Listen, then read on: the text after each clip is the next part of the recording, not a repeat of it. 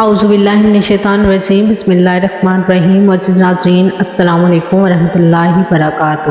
آج سے تقریباً 3000 سال قبل مصر پر ایک ظالم و جابر بادشاہ فرعون کی حکومت تھی، جو نہ صرف ایک جابر و سرکش بادشاہ تھا بلکہ اس نے خدائی کا دعویٰ بھی کر رکھا تھا اور خدائے حقیقی کو للکارنے کی جرت کی تھی۔ فرعون نہایت بدکردار اور ظالم ترین شخص تھا۔ فرعون نے اپنا رعایا کو حکم دیا تھا کہ وہ اس کے آگے سجدہ کریں، اور جو کوئی بھی اسے سجدہ کرنے سے انکار کرتا وہ اس پر ظلم کے پہاڑ ڈھا دیتا، یہاں تک کہ اسے قتل کروا دیتا۔ اس زمانے میں اللہ رب العزت نے اپنے سچے پیغمبر حضرت موسیٰ علیہ السلام کو مبعوث کیا، جنہوں نے بنی اسرائیل کو اللہ رب العزت کی طرف دعوت دی اور انہیں جھوٹے خدا کی عبادت سے باز آنے کی ہدایت کی۔ لہٰذا خود فرعون کے محل میں موجود ایک خاتون نے موسیٰ علیہ السلام کے دین کو قبول کر لیا اور اس لا شریک اللہ رب العزت پر ایمان لے آئی۔ اس خاتون کا نام مشاطہ تھا، جو فرعون کے محل میں خادمہ تھی۔ فرعون نے اسے اپنی بیٹی کی خدمت اور کام کاج کرنے پر مأمور کیا تھا۔ ایک دن کا واقعہ ہے کہ وہ خادمہ فرعون کی بیٹی کے بالوں میں کنگھی کر رہی تھی۔ کنگھی کرتے ہوئے اس کے ہاتھوں سے اتفاقاً کنگھی گر گئی۔ وہ اٹھانے لگی تو اس کی زبان سے بے ساختہ بسم اللہ نکل گیا۔ اس پر شہزادی نے کہا، تو نے آج عجیب کلمہ بولا، رب تو میرا باپ فرعون ہی ہے، تو پھر تم نے یہ کیسا نام لیا ہے؟ اس نے جواب دیا، فرعون رب نہیں ہے بلکہ رب وہ اللہ ہے جو مجھے اور تجھے اور خود فرعون کو روزی دیتا ہے۔ شہزادی نے کہا، اچھا تو کیا تو میرے باپ کے سوا کسی اور کو اپنا رب مانتی ہے؟ اس نے جواب دیا، ہاں، میرا، تیرا اور تیرے باپ سب کا رب اللہ ہی ہے۔ شہزادی نے اس بات کی اطلاع اپنے باپ کو دی۔ وہ نہایت غضبناک ہوا اور اس نے اس باندی کو اپنے دربار میں بلایا۔ جب وہ حاضر ہوئی تو فرعون نے پوچھا، کیا تو نے میرے سوا کسی اور کو اپنا رب مان لیا ہے؟ خادمہ نے صاف کہہ دیا کہ میں تمہیں خدا نہیں مانتی، میرا اور تیرا رب اللہ ہی ہے جو بلندیوں اور بزرگی والا ہے۔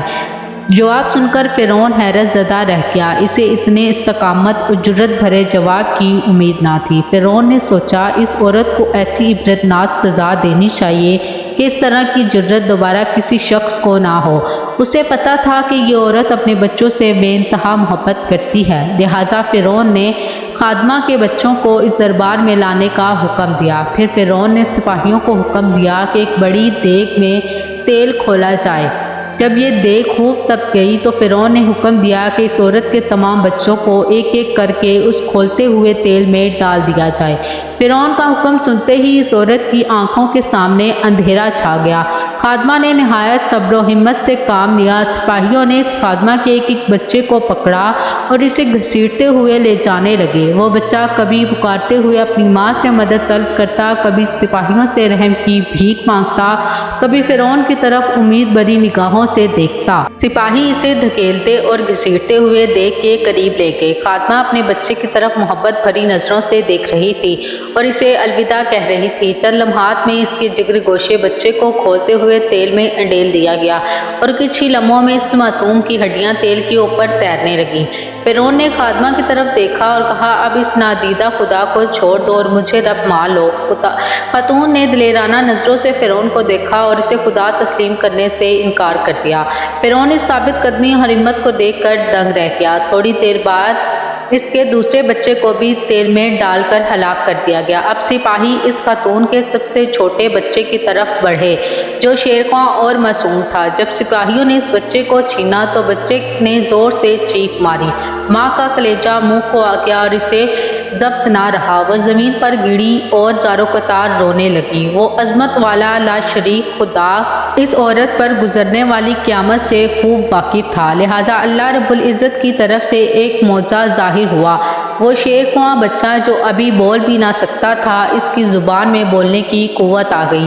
بھرے دربار میں بچہ بول اٹھا تھا، اے میری ماں، تو حق پر ہے، بے شک دنیا کی سزا آخرت کے عذاب کے مقابلے میں بہت ہلکی ہے۔ فرعون کے دربار میں موجود لوگ اس بچے کی آواز سن کر حیرت زدہ رہ گئے، لیکن ان کے دلوں پر لگے کفر کے تالے پھر بھی نہ کھلے۔ کچھ ہی دیر میں اس بچے کو بھی دیگ میں ڈال دیا گیا اور یہ بے خطا معصوم موت کی آغوش میں چلا گیا۔ اپنے تمام بچوں کو اپنی آنکھوں کے سامنے فرعون کے ظلم کے بھینٹ چڑھتے ہوئے دیکھنے کے بعد اس خادمہ کا دل پھٹ پڑا تھا۔ اگر وہ چاہتی تو اپنے معصوم بچوں کو اس دردناک موت سے بچا سکتی تھی۔ اسے صرف ایک کلمہ کفر پڑھنا تھا، مگر یہ فقط جان بچانے کا ایک بہانہ ہوتا، مگر اسے یقین تھا کہ اس کے رب کے پاس اس کے لیے جو کچھ ہے وہ اس ختم ہو جانے والی دنیا سے کہیں زیادہ ہے۔ اب سپاہیوں نے اس خادمہ کو پکڑا اور دھکیل کر اس دیگ کے پاس لے گئے۔ خادمہ کے ذہن میں ایک بات آئی، اس نے فرعون کی طرف دیکھ کر کہا، رکو، میری ایک درخواست ہے۔ یہ سن کر فرعون کو کچھ امید پیدا ہوئی۔ فرعون نے کہا، ہاں بتاؤ، کیا خواہش ہے؟ عورت نے کہا، تم میری اور میرے بچوں کی ہڈیوں کو ایک ساتھ جمع کر کے ایک جگہ دفن کر دینا۔ پھر اس نے اپنی آنکھیں بند کر لی اور اسے بھی دیگ میں پھینک دیا گیا۔ اس واقعے کے 2000 سال بعد آخری نبی حضرت محمد صلی اللہ علیہ وآلہ وسلم اس دنیا میں تشریف لائے۔ آپ صلی اللہ علیہ وآلہ وسلم کو ایک رات معراج کے سفر پر لے جایا گیا۔ معراج کی رات جب حضور صلی اللہ علیہ وسلم براق پر سوار ہو کر بیت المقدس پہنچے تو آپ صلی اللہ علیہ وسلم کو مصر کی طرف سے ایک خوشبو آنے لگی۔ حضور صلی اللہ علیہ وسلم نے جبرائیل سے پوچھا، اے جبرائیل، یہ کتنی اچھی خوشبو آ رہی ہے، یہ خوشبو کیسی ہے؟ جبرائیل امین علیہ السلام نے عرض کی، یا رسول اللہ صلی اللہ علیہ وسلم، فرعون کی ایک باندی تھی جس نے ایمان کی خاطر اپنے اور اپنے بچوں کی جانوں کا سودا کیا تھا۔ اس کے اور اس کے بچوں کی ہڈیوں کو جہاں دفن کیا گیا ہے، جس دن انہیں دفن کیا گیا، اس دن سے لے کر آج تک یہ خوشبو آ رہی ہے اور قیامت تک آتی رہے گی۔ بے شک ہم خوش قسمت ہیں کہ اللہ رب العزت نے ہمیں ایمان کی دولت سے نوازا، جس ایمان کو پانے کے لیے لوگوں نے اپنی اور اپنی اولادوں کی جان کے نذرانے پیش کر دیے، جبکہ ہمیں کتنی آسانی سے یہ دین اور ایمان مل گیا۔ امید کرتی ہوں کہ آپ کو ہماری یہ ویڈیو اچھی لگی ہوگی، اور اگر آپ کو ہماری ویڈیو پسند آئی ہیں تو ہمارے چینل کو ضرور سبسکرائب کریں، بیل آئیکن کے بٹن کو بھی دبا دیجیے گا تاکہ ہر نئی آنے والی ویڈیو آپ لوگوں تک پہنچ سکے۔ اس ویڈیو کو اپنے دوستوں اور رشتہ داروں کے ساتھ بھی ضرور شیئر کریں۔ اسی کے ساتھ میں آپ لوگوں سے اجازت چاہتی ہوں، اپنا اور اپنے پیاروں کا بہت خیال رکھیں اور اللہ اور اس کے رسول صلی اللہ علیہ وسلم سے بہت محبت کیجیے۔ خدا حافظ۔